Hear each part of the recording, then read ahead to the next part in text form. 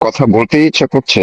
এটা হচ্ছে গতকালকে জাতীয় সংসদে সংরক্ষিত ঝালকাঠি থেকে যিনি নির্বাচিত হয়ে আসছেন সংরক্ষিত আসনে, সেই জিবা আমিন খান নিয়ে তিনি কালকে সংসদে যে বক্তব্য দিয়েছেন সেটি এখন একেবারেই দেশ ছাড়িয়ে, দেশের গণ্ডি ছাড়িয়ে, দেশের বাইরে সারা বিশ্বে যেখানে বাঙালিরা আছে সবার কাছে পৌঁছে গেছে। দল মত নির্বিশেষে সবাই এটি নিয়ে ব্যতিব্যস্ত, ট্রল করছেন, লজ্জিত হচ্ছেন।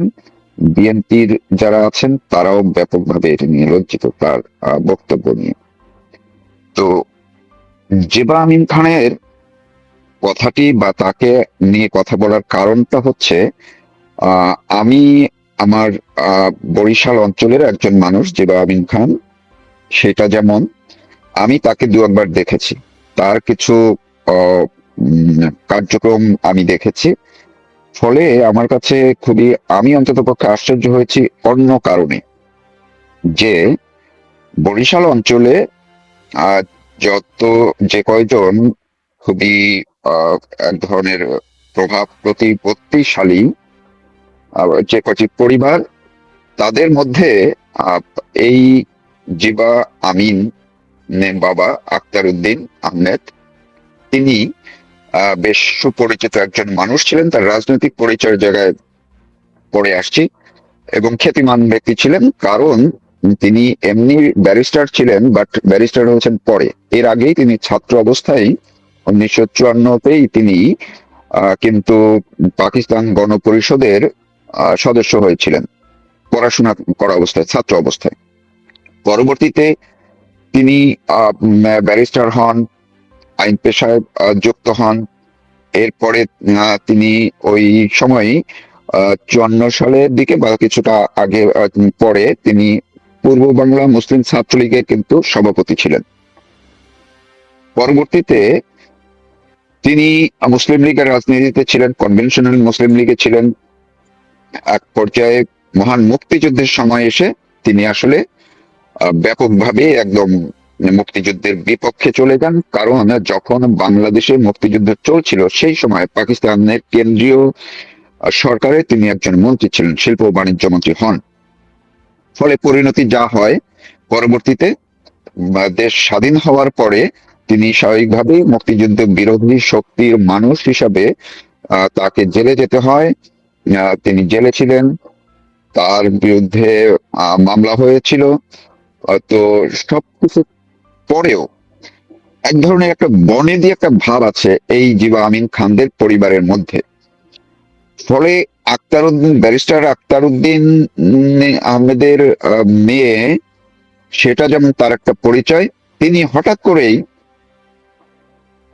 2000 সালে বা তার একটু আগে, পরে এমন সময় তিনি রাজনীতিতে যুক্ত হলেন, এবং বরিশাল অঞ্চলে বা বরিশালে বিশেষ করে ঝালকাঠি এবং তার যে বাড়িটা, যে এলাকায় ঝালকাঠির নবগ্রাম, এটি একেবারেই বরিশাল সংলগ্ন। ফলে সংযোগটা খুবই ঘনিষ্ঠ এই জায়গাটিতে।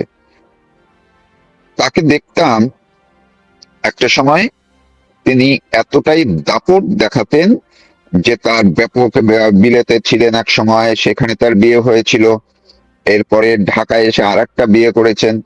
পরবর্তীতে তার যে মানে এলাকায় তাকে নিয়ে এক ধরনের তোলপাড় শুরু হয়, ব্যাপক টাকা ছড়াচ্ছিলেন এলাকার মানুষের মধ্যে। সৌভাগ্য না দুর্ভাগ্য জানি না, তার যে বাড়ি সেই সেই এলাকায়, সেই গ্রামে হচ্ছে আমার আবার শ্বশুর বাড়ির সম্পৃক্ততা আছে, মানে আমার শ্বশুরের আদি বাড়ি সেই এলাকায়।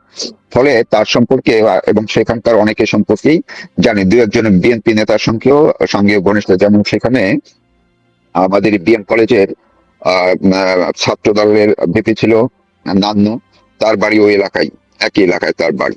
ফলে তাদের মাধ্যমে ওনার সম্পর্কে জানতাম, এবং এক পর্যায়ে আমি, এটা সম্ভবত 2000 বা 2001-এর দিকে, আমি যখন বরিশালে তখন প্রথম আলোর দায়িত্বে ছিলাম, তো আমার অফিসেও তিনি একবার এসেছিলেন, প্রার্থী হবেন হয় না, যে প্রচারণার জন্য কিংবা আহ, নিজের কথা বলার জন্য। তো তখনই দেখা যেত যে তার সঙ্গে যে ক্যাডার নিয়ে চলার তার একটা ভাব ভঙ্গি ছিল, এবং এলাকায় ঝালকাঠিতে নবগ্রামে তিনি রীতিমতো এক ধরনের আগের যারা নেতা ছিল তাদেরকে টেক্কা দিয়ে একটা গ্রুপ তৈরি করে ফেললেন, এবং সেই গ্রুপ মাঝে মধ্যে মারামারি হতো, সন্ত্রাসী, তার সঙ্গে একটা ক্যাডার বাহিনীও ছিল। এইভাবেই তিনি একটা আলোচনায় চলে আসলেন। এমনকি বরিশালের যে বিএনপির রাজনীতিতে দুটি তিনটি ধারা ছিল, তিনি তার মধ্যেও একটি ধারার সঙ্গে মিলে তার ওই প্রভাবটাকে আরো একটু চাঙ্গা করার চেষ্টা করতেন। তো যখন তিনি আমি হয়তো দুবার তিনবার তার সাথে সরাসরি কথা বলেছি, তখন কিন্তু মনে হয়নি যে তিনি একেবারেই এরকম কাণ্ড করেন। খুবই স্মার্ট একজন ভদ্র মহিলা, দেখতে চাল চলনে কথাবার্তায় খুবই স্মার্ট, এবং একটা ভাব আছে, ভাবসাব নিয়ে চলেন। সেই জায়গাটিতে সংসদে গিয়ে তিনি এইরকম কাণ্ডটি করবেন, এটা আসলে আমার কাছে একটু অবাকই লাগে। অবাক মানে একটু না, বেশি অবাক লাগলো যে তিনি এটি কি কেন করলেন। গতকালকেই আমি তার এলাকার একজনের সঙ্গে কথা বলছিলাম। তো সে আমাকে বলছিল যে সবাই তো লজ্জিত, ঝালকাঠির মানুষ লজ্জিত, বরিশালের মানুষ লজ্জিত, বিএনপির মানুষ লজ্জিত, নারীরা লজ্জিত, অনেকে আবার তার যে ওই, যদিও আমি ওই দিকটা যেতেই চাই না, তার গেট আপ নিয়েও কেউ কেউ প্রশ্ন তুলছেন, তো সেটা আমি যেতে চাই না। কিন্তু যারাই তাকে চেনেন তারা তার অন্তত পক্ষে বক্তব্যের, তার ক্যাডার, একটা ক্যাডার প্রীতি আছে, মাস্তানি একটা ভাব আছে, সেটা যেমন আছে, টাকার গরম আছে, অহংকার, প্রচন্ড একটা অহংকার আছে। কিন্তু বক্তব্যের ক্ষেত্রে যে একেবারে লেজে গোবরে করে ফেলবেন, ইংলিশ, বাংলা এবং বাংলিশও না, তিনি যে কোন স্টাইলে বক্তব্য দিলেন এইটা আসলে কারোই মাথায় ঢুকছে না। তো আমি ওই জায়গাটিতেই যে এমনি যখন তিনি যখন কথা বলেন, তিনি কিন্তু এইভাবে কথা বলেন না, এরকম উল্টাপাল্টা ভাষায়, উল্টাপাল্টা ভাবে তাকে অন্তত পক্ষে আমি কথা বলতে দেখিনি। তো সংসদে সেটাকে তিনি তাকে মানে নিজেকে একটু ভাইরাল করার বা উপযোগ্য করার জন্য তিনি এই কাণ্ডটি করলেন কিনা, বুঝে করলেন না, না বুঝে করলেন, খুব মানে হিসেবে আসলে মিলছে না। তো আমি কেন যে তিনি এই রাস্তা ইংরেজি জানেন না, এইটা আসলে কোনোভাবেই বিশ্বাসযোগ্য না।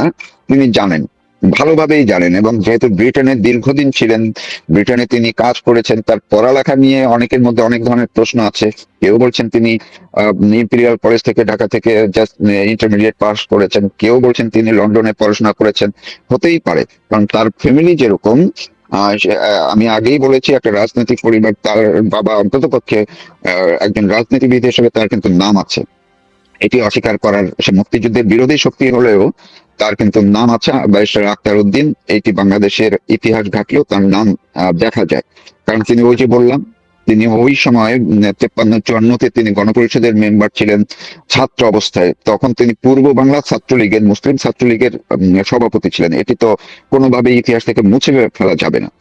এবং পরবর্তীতে তার যে বর্ণাঢ্য, তিনি মন্ত্রী ছিলেন, একটা মানে যা হয় সেই পরিবারের, অন্ততপক্ষে উনি যখন বক্তব্য দিচ্ছিলেন সেই জায়গাটাও তো তার মাথায় রাখা উচিত ছিল। কেন এই কাণ্ডটি করলেন, কোনো আসলে উত্তর পাই না, লজ্জা পাওয়া ছাড়া। জাহেদ কাণ্ড সম্পর্কে জাহেদ নিজেই খুলেছে, এবং জাহেদ কাণ্ড নিয়ে আমি যা যা বলেছিলাম অনুমান করে সবই সঠিক ছিল। হাইকমিশনের ভূমিকা, তার ভিসা স্টিকার, কূটনৈতিক পাসপোর্ট সাথে থাকা না থাকা, এই ঘটনা উত্তর আমি আজকে আমাদের ভারত বাংলাদেশ সম্পর্ক, তারেক রহমান সরকারের সময়টা কিরকম দেখা যাচ্ছে, এটার ভবিষ্যৎ কোন দিকে যেতে পারে, মূলত 2024-এ বাংলাদেশের জুলাই জঙ্গি উত্থান থেকে কে কি শিখছে, কে কি পাচ্ছে, এবং সবকিছুর উপর আমি একটা জিনিসই দেখতে পাচ্ছি যে এই একটা ঘটনা বা যে কোনো ঘটনার পর আমরা যখন প্রধানমন্ত্রী শেখ হাসিনার সিদ্ধান্তগুলো বা তার রাজনৈতিক অবস্থান, তার পররাষ্ট্রনীতি, এগুলা বিবেচনা করি, আমি দেখছি যে শুধু আমরা নিজেরাই না, যারা এগুলো কাছ থেকে পর্যবেক্ষণ করি, এমনকি আমাদের কাছাকাছি রাষ্ট্রগুলো, ভারত এবং চীন বিশেষ করে, তারাও কিন্তু প্রতিদিন দেখছে যে ভারতের শাসকরা কিংবা চীনের শাসকদের চেয়ে প্রধানমন্ত্রী শেখ হাসিনার অন্তত বাংলাদেশের অভ্যন্তরীণ সমস্যা মোকাবেলা করে বিশ্বের টিকে থাকার ক্ষেত্রে প্রধানমন্ত্রী শেখ হাসিনার যে ভূমিকা, এমনকি আমাদের পাশাপাশি আমাদের কাছাকাছি পরাশক্তিগুলা, ভারত, চীন, এমনকি যদি মিয়ানমারের কথা বলি, তারাও কিন্তু এখন ভাবতে বাধ্য হবে যে প্রধানমন্ত্রী শেখ হাসিনার যে পররাষ্ট্রনীতি ছিল সেটা ছিল শুধু বাংলাদেশের জন্যই মঙ্গলজনক তো নয়, বরং চীন এবং ভারত, মিয়ানমার এই রাষ্ট্রগুলোর জন্য কিন্তু মঙ্গলজনক ছিল। এবং এই ক্ষেত্রে শেখ হাসিনার প্রজ্ঞাকে অনুধাবন করতে চীন, ভারত এই দুটি রাষ্ট্র ব্যর্থ হয়েছে। দেখুন, যেটা জাহেদ যেটা করেছে, জাহেদ যেটা বললো যে 2 ঘন্টা পর সে চলে এসেছে, অর্থাৎ জাহেদের দাবিটা ছিল বা দাবি যেটা সেটা হলো যে জাহেদ ভারতের বিরুদ্ধে জুলাই জঙ্গি উত্থানের আগে পরে যে ধরনের মিথ্যা বিষোদ্গার করেছে তার কোনো প্রভাব জাহেদ অনুভব করতে চায় না। জাহেদের দাবি এটাই, এবং চোখে চোখ রেখে জাহেদ চলে এসেছে ভারত থেকে। 2024-এর পরে আমরা আরো অনেক কিছু দেখেছি। আমরা ভারতীয় ভিসা সেন্টারে ভিসা প্রার্থীদের আন্দোলন করতে দেখেছি যে ভিসা দেয় না কেন। সেখানেও দাবিটা এরকম যে ভারত সম্পর্কে আমরা যাই বলি, যা কিছু গালিগালাজ করি, এইটার কোনো প্রভাব ভারত দেখাতে পারবে না, আমাদের ভিসা দিতে হবে। আমার মনে হয় ভারতের পক্ষ থেকে এই জিনিসটা মানতে ভারতের কোনো অসুবিধা আছে বলে আমার মনে হচ্ছে না। কারণ ভারত যেভাবে ইউনূস এবং বর্তমানে তারেক রহমান সরকারের সাথে যেভাবে সম্পর্ক মেনটেন করতে চাচ্ছে, ভারতকে গালিগালাজ করে ভারতের থেকে ভালো ট্রিটমেন্ট পাওয়ার ক্ষেত্রে ভারতের আপত্তি আছে এটা কিন্তু মনে হয় না। অর্থাৎ ভারত এটাকে, এই গালিগালাজটাকে স্বাভাবিক হিসাবেই নিচ্ছে। ভারত যে জায়গাটায় কনসার্ন, যেটা তারা মুখে বলে এবং বাস্তবেও যেটা বোঝা যাচ্ছে বিশেষ করে জাহেদ কাণ্ডে, যে ভারত তার সিকিউরিটি নিয়ে খুবই কনসার্ন। এই সিকিউরিটি ভারত অবশ্য ডিফাইন করে না তাদের সিকিউরিটিটা কি, এক কথায় বলে তাদের মধ্যে একটা পিকচার আছে। সেটাও আমি মনে করি যে এই সিকিউরিটি 2 রকম হতে পারে। যে বাংলাদেশি চরমপন্থীরা যেটা বলে যে চিকেন নেক কেটে দিবে, এখন চিকেন নেকের সুরক্ষা নিয়ে ভারতের চিন্তা থাকতে পারে, এবং এইটা আমার কাছে অত বড় চিন্তা মনে হয় না। আমার যেটা মনে হয় যে উত্তর পূর্বাঞ্চলীয় যে ভারতের যে 7 সিস্টার্স আছে, ওইখানে স্থানীয় যেসব বিচ্ছিন্নতাবাদী সংগঠন আছে তাদের সাথে বাংলাদেশ যদি তাদেরকে কোনো ধরনের সহায়তা প্রদান করে, ওইটাই আমার মনে হয় যে ভারত তার সিকিউরিটি কনসার্ন হিসাবে বলে।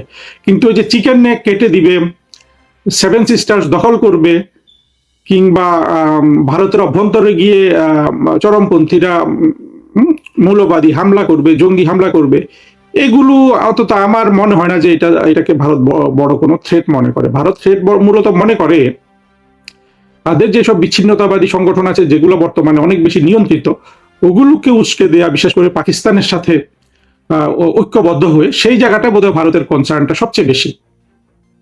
এবং শেখ হাসিনা সরকারের সময় শেখ হাসিনা ভারতকে নানানভাবে চাপে রাখলেও ওই কাজটা তো শেখ হাসিনা সরকার আন্তরিকভাবে করতো, যে ভারতের যেসব বিচ্ছিন্নতাবাদী সংগঠন আছে সেগুলোকে যেন কোনোভাবে বাংলাদেশের ভূমি ব্যবহার করতে না পারে, এবং বাংলাদেশের কোনো তরফ থেকে, বাংলাদেশের তো অনেক ধরনের, বিশেষ করে 24 জঙ্গি কোয়ালিশনের যারা, এরা সবাই কিন্তু ভারতের উত্তর পূর্বাঞ্চলীয় যেসব বিচ্ছিন্নতাবাদী সংগঠন আছে তাদের সাথে তাদেরকে সহযোগিতা করতে চায়, তাদেরকে উস্কানি দিতে চায়। এই জায়গাটা ভারতের একটা শান্তি ছিল শেখ হাসিনা সরকারের আমলে। কিন্তু শেখ হাসিনা সরকার যেহেতু ভারত থেকে অনেক কিছু চাইতেন এবং অনেক কিছু দাবি করতেন, সেইটা দীর্ঘদিন শেখ হাসিনা ক্ষমতায় থাকার কারণে ভারত ওখানে মনে করতো যে শেখ হাসিনাকে অনেক কিছু দিচ্ছে। এইটা একটা অবস্থা ভারতের মধ্যে, এক ধরনের মনে হয় যে এই ধরনের একটা মানসিকতা তাদের তৈরি হয়ে গিয়েছিল। কিন্তু সেইটার ক্ষেত্রে এখন আমি যেটা দেখছি যে শেখ হাসিনা একজন জাতীয়তাবাদী নেতা হিসাবে তিনি তার দেশের জন্য ভারত থেকে অতিরিক্ত সুবিধা চাইবেন, যে কোনো দেশ থেকে অতিরিক্ত সুবিধা চাইবেন, সেটা তো শেখ হাসিনার পক্ষ থেকে স্বাভাবিক। শেখ হাসিনা তো, জঙ্গিরা যেটা বলতে চায় যে উনি ভারতের এক্সটেনশন হিসাবে বাংলাদেশ শাসন করে, শেখ হাসিনা তো বাস্তবে তা নয়। ফলে এখানে ভারতের যে ভাবনাটা ছিল শেখ হাসিনাকে নিয়ে, সেইটা কিন্তু ভারতের তরফ থেকে খুব একটা সুবিবেচনা প্রসূত বা প্রজ্ঞামূলক চিন্তা ভাবনা ছিল না। এখন যেটা দেখেন, বর্তমানে তারেক রহমান সরকার, যেটা আমরা জাহেদ কাণ্ড থেকে জানলাম, জাহেদের মুখ থেকে, যে জাহেদকে শেষ মুহূর্তে তারেক রহমানই ভারতে যাওয়ার জন্য এই ইন্ডিয়ান ওশান রিম অ্যাসোসিয়েশন, অর্থাৎ ইন্ডিয়ান ওশান, ভারত মহাসাগরের তীরের রাষ্ট্রগুলোর সংগঠন আর কি, এটাকে বাংলায় করলে ইন্ডিয়ান ওশান রিম অ্যাসোসিয়েশন, এই সংগঠনের মিটিং এ যাওয়ার জন্য জাহেদুর রহমানকে শেষ মুহূর্তে উনি নির্বাচিত করলেন তারেক রহমান। তাহলে কি তারেক রহমান সরকার যদি ভারতের সাথে সুসম্পর্ক চান, স্মুথ সম্পর্ক, তাহলে তো আসলে জাহেদকে শেষ মুহূর্তে নির্বাচিত করার কোনো মানে নাই। তাহলে কি তারেক রহমান সরকার দেখাতে চান যে যারা ভারতকে যথেষ্ট পরিমাণে অন্যায্যভাবে গালি দিতে পারে তাদেরকে পাঠিয়ে উনি ভারতকে কিছু মানে শেখাতে চাইলেন? স্বেচ্ছায় হতে পারে, অনিচ্ছায় হতে পারে। স্বেচ্ছায় বা অনিচ্ছায় বললাম না, যে এই প্রশ্নটা এখন কিন্তু এই জায়গায় এসে দাঁড়াচ্ছে যে উনি ভারতকে শিক্ষা দিতে চাচ্ছেন, অর্থাৎ অনেকটা ইউনূস সরকারের যে যে চোখে চোখ রেখে ভারতের সাথে পররাষ্ট্রনীতি পরিচালনার যেই নীতি, তাহলে কিন্তু তারেক রহমানের সরকার সেটাই মেনে চলছে, অর্থাৎ সেই লাইনেই তারেক রহমানের সরকার এগুচ্ছে।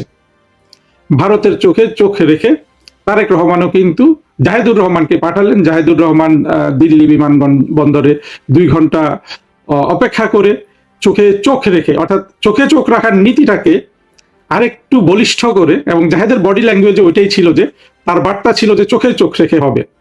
অর্থাৎ জাহেদ যাই করুক না কেন, যখন সে বাংলাদেশ সরকারের মন্ত্রী কিংবা মন্ত্রী নয়, তাকে অবাধে ভারতে যাতায়াত করতে দিতে হবে। সে ভারতের জন্য কোনো ধরনের হুমকি ধামকি কিনা, সেটা ভারতের পরীক্ষা নিরীক্ষা করার কোনো রাইট কিন্তু ভারতের নাই।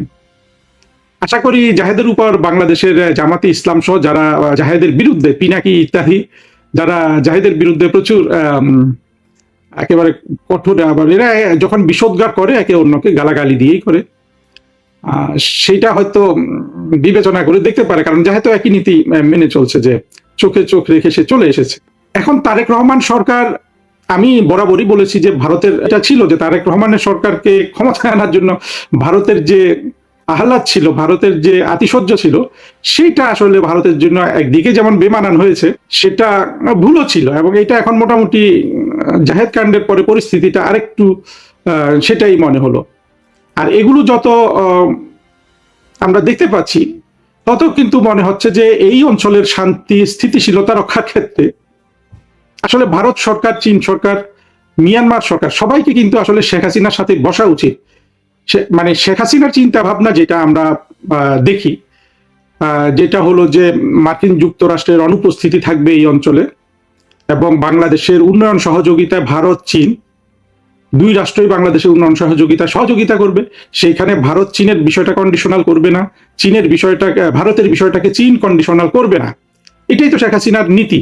যদিও শেখ হাসিনা এগুলো বলেননি বা এগুলো পাবলিক ডোমেনে আলোচনা হয়নি, কিন্তু আমি আলোচনার খাতিরে এবং আমার যারা বন্ধুরা আছেন এই আমার কথা শুনতে চান, তাদের চিন্তাটাকে সহজতর করার জন্য আমি এই কথাগুলো বলছি। আমরা যদি আরো একটু গভীরে যাই, দেখেন মিয়ানমার রাষ্ট্র সম্পর্কে আমরা কি জানি? মিয়ানমার সম্পূর্ণরূপে চীনের উপর নির্ভরশীল একটা রাষ্ট্র, অর্থনৈতিকভাবে তার অখণ্ডতা রক্ষার ক্ষেত্রে। আবার মিয়ানমারের এই অঞ্চল বাংলাদেশ এবং মিয়ানমারের একটা অংশে মিয়ানমারের অভ্যন্তরীণ সমস্যাকে পুঁজি করে মার্কিন যুক্তরাষ্ট্র এই অঞ্চলে সামরিক উপস্থাপনা করতে চায়। কিন্তু যে জিনিসটা আমরা দেখতে পাচ্ছি যে মিয়ানমার কিন্তু ভারতের সাথেও সুসম্পর্ক রক্ষা করে। সেটা এক ধরনের মিয়ানমারের সাফল্য যে ভারতের সাথে সুসম্পর্ক রক্ষা করা চীনের উপর পরিপূর্ণ নির্ভরশীল হয়ে। কিন্তু অন্যদিকে আমরা যদি দেখি, চীন কি মিয়ানমারকে সুরক্ষা দিতে পেরেছে? পারে তো নাই। অর্থাৎ সুরক্ষা বলতে কি বোঝায়? সুরক্ষা বলতে অন্তত মিয়ানমার রাষ্ট্রের মধ্যে কোনো ধরনের অভ্যন্তরীণ গৃহযুদ্ধ থাকবে না, সেটাও তো বোঝায়। সেখানে তো মিয়ানমারের চীনের উপর এতটা নির্ভরশীল হওয়া সত্ত্বেও মিয়ানমার সেই সাফল্যতা অর্জন করে নাই। মিয়ানমারের অভ্যন্তরীণ সমস্যা হলো সামরিক বাহিনী ক্ষমতা দখল করেছে ইত্যাদি, এগুলো ঠিক আছে, ওই অত জটিলতায় আমরা না যাই। কিন্তু মিয়ানমার যে চীনের উপর শতভাগ নির্ভরশীল থেকে তার রাষ্ট্রের অভ্যন্তরীণ সমস্যা তো দূর করার ক্ষেত্রে চীন সফল হয় নাই, অর্থাৎ চীনের উপর পরিপূর্ণ নির্ভরশীল হয়ে যাওয়া। বাংলাদেশের স্বাধীনতা বিরোধীরা কিন্তু যে শাহিদুজ্জামান টামান এরা মনে করে যে চীনের উপর পরিপূর্ণ বাংলাদেশ নির্ভরশীল হয়ে গেলে বাংলাদেশ সুরক্ষা পেয়ে যাবে। এদের আবার ওই কোহেরেন্ট চিন্তাও নাই। চীন আর মার্কিন যুক্তরাষ্ট্রের সাথে যে একসাথে ব্যালেন্সড সম্পর্ক রক্ষা করা জটিল, এটা ওরা বুঝতে পারে না। ওরা আবার মার্কিন যুক্তরাষ্ট্রের বাংলাদেশে কিন্তু ঘাঁটি গড়ুক, এটাই ওরা চায়। তখন এটা মনে করে যে এই ঘাঁটিটা হবে, এটাকে শুধু ভারত বিরোধিতা করবে, কিন্তু চীনের কথা ওরা সুস্পষ্টভাবে বলে না। কিন্তু সত্য কথা হলো মার্কিন যুক্তরাষ্ট্রের কোনো সামরিক উপস্থিতি বাংলাদেশে সেটা ভারতকে যেভাবে একটা অস্থিরতার মধ্যে ফেলে দিবে, চীনকেও একটা অস্থিরতার মধ্যে ফেলে দিবে। আমার মনে হয় না এই দুই অস্থিরতাকে উপেক্ষা করে মৌলবাদী সরকার থাকলে, অর্থাৎ জামাত, ইউনুস, এরা করতে পারতো যেভাবে খলিল সাহেবরা যেভাবে মার্কিন যুক্তরাষ্ট্রের কাছে আত্মসমর্পণ করেছিল, অন্তত মনস্তাত্ত্বিক ভাবে তারেক রহমান সেটা কিন্তু করতে পারবে না। পারা কঠিন আর কি। আসলে বাস্তবতা, যে কোনো দলের, রাজনৈতিক দলের যত বেশি গণভিত্তি থাকে তাকে তত বেশি আসলে একটু চিন্তা করতে হয়। তারেক রহমানের উপর সেই চিন্তাটা আছে, সেই চাপটা আসে। আর যাদের গণভিত্তি নাই, যেমন জামাত, যুদ্ধাপরাধী দলগুলা, যাদের আসলে মূল এজেন্ডাই হলো যে পাকিস্তানের যে পরাজয় ছিল 1971 সালে সেটার প্রতিশোধ নেওয়া, সেটা করতে গেলে তো আসলে গণভিত্তি, জনগণের কথা চিন্তা করতে হয় না। তারেক রহমানকে সেটা চিন্তা করতে হয়, কিন্তু দেখা যাচ্ছে যে তারেক রহমান সেটা চিন্তা করতে গিয়েও কিন্তু দোদুল্যমানতায় আছে, যার একটা প্রমাণ কিন্তু জাহেদ খান্ডে শেষ মুহূর্তে জাহেদকে পাঠানো। অর্থাৎ এরা আবার স্লোগানও দিচ্ছে ট্রাম্পকে নকল করে যে বাংলাদেশ ফার্স্ট। বাংলাদেশ ফার্স্ট মানে জাহেদকে ভারতে পাঠানো। জাহেদ আবার সেটা উঁচু গলায় বলছে। আমি এখানে যে জিনিসটা দেখি, আমি দেখি যে তারেক রহমানের সরকার কোনো দিক থেকে কোনো স্ট্রং পজিশন নিতে পারছে না। আবার ইরিটেন্ট ক্রিয়েট করার ক্ষেত্রে বা ইরিটেন্ট গুলো কন্টিনিউ করার ক্ষেত্রে, অর্থাৎ ছোট ছোট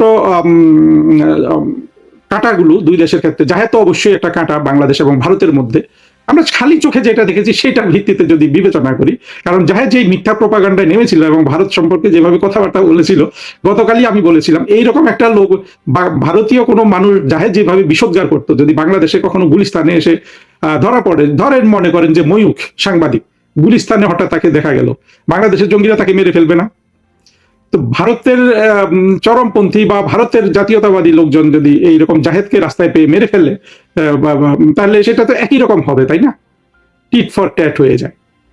কিন্তু সেই ক্ষেত্রে জাহেদের জন্য তারেক রহমান যদি মনে করেন যে তাকে 2 ঘন্টা আটকে রাখবে না, কোনো কিছু করবে না, সেই আশায় তারেক রহমান যদি ভারতের সাথে সম্পর্ক রাখতে চান, আমার মনে হয় ভারত অবশ্যই এটাকে খুব একটা বড় চোখে দেখবে না, কিন্তু ছোট ছোট জিনিস থেকে অন্তত শাসক শ্রেণীর মনের কথা তো বোঝা যায়। সেটা কি? সেটা হলো যে আসলে তারেক রহমানকে আমরা 2001 থেকে 6 সালে যেই নবীন তারেক রহমান দেখেছিলাম, বাংলাদেশ শাসনে ওনার যেই ধরনের প্রজ্ঞাহীনতা দেখেছিলাম, সেখান থেকে কিন্তু তারেক রহমান বের হয়ে এসেছেন। এই প্রমাণ আমরা মনে হয় যে অনেক ক্ষেত্রে এসেছেন, বিশেষ করে তার যারা সমর্থক, তার যারা ইন্টেলেকচুয়াল সমর্থক, তারা এটা প্রত্যাশা করে যে, বিশেষ করে যেমন তুষার যে ছেলেটা তারেক রহমানের সমর্থক, এই ধরনের যারা যারা আছে, তারা কিন্তু তারেক রহমান থেকে ওই ম্যাচুরিটিটা এখন আশা করবে। মনে করেন প্রথম আলো, ডেইলি স্টার, এরা তো জানে ওদের বিপদগুলা জঙ্গিদের পক্ষ থেকে, তারাও কিন্তু আশা করবে। কিন্তু তারেক রহমানের ওই পরিপক্কতাটুকু এসেছে, সেইটা কিন্তু আমরা জাহেদ কাণ্ডে আরেকবার দেখলাম যে সেই ধারণা আমাদের ভুল, অর্থাৎ আসেনি। আরেকটা জিনিস আমি এখানে বলে এই জিনিসটা শেষ করছি, সেটা হলো সার্ক সম্পর্কে। সার্ককে আমাদের যখন আওয়ামী লীগ সরকার ক্ষমতায় ছিল, সেখানে স্যারকে আমাদের ফরেন মিনিস্ট্রি থেকে যারা মিটিং করতো, স্যারকে তো অনেক মিটিং হয়, সেই মিটিং গুলোতে আমাদের ফরেন মিনিস্ট্রির আচরণটা ছিল পুরোপুরি জামাতে ইসলামের আচরণ। সে একেবারে কোমর খাড়া করে ভারতের বিরুদ্ধে লেগে যাওয়া। সার্ক হয়ে গেছে আসলে পাকিস্তানের একটা টুল হয়ে গেছে। এখানে সার্ককে পাকিস্তান মনে করে যে তার একটা ফরেন পলিসি অবজেক্টিভ ভারতের বিরুদ্ধে অ্যাচিভ করার জন্য সার্ককে যথেষ্ট পাকিস্তান কিন্তু তার মতো করে ব্যবহার করতে পারত। এমনকি দেখেন কিভাবে পারতো, ভারতের যে পাশের অন্যান্য ছোট ভুটান, নেপাল আছে, তারাও টু সাম এক্সটেন্ট কিন্তু পাকিস্তানের পক্ষে দাঁড়িয়ে যায়। এখন আমার এই কথা শুনে বাংলাদেশের স্বাধীনতা বিরোধী মৌলবাদীরা তো বলবে যে হ্যাঁ, ভারত খারাপ রাজ্য দেখে তো, মানে রাষ্ট্র দেখে তো সবাই এইভাবে এক হয়ে যায়। আসলে বিষয়টা তা না। বিষয়টা হলো যে ভারতের এখানে ব্যর্থতা তো আছে, কিন্তু মূল জিনিসটা হলো যে ভারত একটা বড় রাষ্ট্র হওয়াতে তার প্রতিটা ছোট ছোট দেশের মধ্যে যে মনস্তাত্ত্বিক সমস্যা তৈরি হয়, সেইটা কিন্তু আসলে বাংলাদেশ তো আমরা পারি না, বা জঙ্গি মৌলবাদীদের কারণে সেটাকে সেই জিনিসটাকে ম্যানেজ, মানে একটা সহনীয় পর্যায়ে রাখতে। এইটা যে অন্য রাষ্ট্রগুলোও পারে না, এটাও কিন্তু কিছুটা এভিডেন্স সার্ক ফোরামে।